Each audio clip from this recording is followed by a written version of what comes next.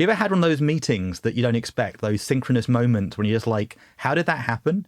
So my day was going well. I've had some good progress, done some things, met some people, and I was just waiting for some Amazon deliveries. And I love how you can track them. You know that? Like you can see them, sometimes they go next stop, 5 stops, 1 stop. And it said on the next stop. And I saw the delivery driver going, I thought the wrong way. So I had some time. I thought I'd pop out so I could find him, help make sure it was a nice, smooth thing. Super nice guy. He'd done a drop off. He was just coming to me and we navigated it. The little road here, if you go left or right, went right, came the right way, all perfect. And we got talking. I'm just a super smart, lovely human. And I'm making this video in case, Gabe, you come watch this because I actually meant everything I said. You're a super smart, super good guy.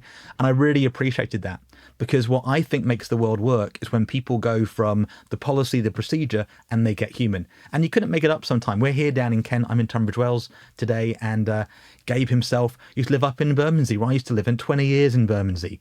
And we shared about how Bermondsey had changed, how people had changed, how the culture shifted. He'd moved out himself. And it was really interesting that I asked about, he asked what he was delivering. And I talked about what we were doing. I gave him one of the cards in the yearbook, and I hope you use it, one of those pause, stop, reset yearbooks.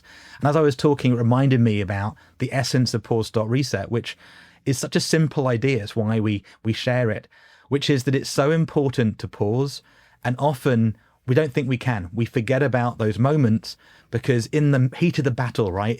You're in the car, you're in a conversation, you're doing business, and you get caught up thinking you've got to share, you've got to do things. And sometimes you do. But sometimes when you think you can't pause is exactly when you need to take that pause.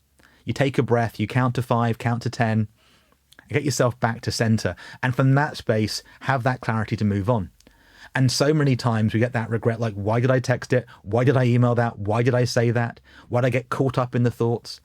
And so that pause gives you a moment to get in touch with who you are, who you really are, not the money, not the banking, not the relationships, not the stuff in your head from the past or the future, but who you are right now in the moment. So that pause is so vital. Now, what he'll do with that, I don't know, and I hope our paths cross again. But it was really interesting how a seemingly chance meeting went from a chance meeting to a really good human conversation.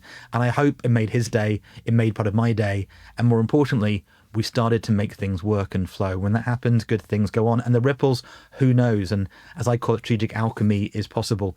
So I gave up my yearbook, pause, stop, reset, the yearbook, and I hope you use it. It's a really valuable tool. Get it on Amazon. You can even do it yourself because it starts with just really reverse engineering what's important for you over the next decade, over the next year, over that next quarter.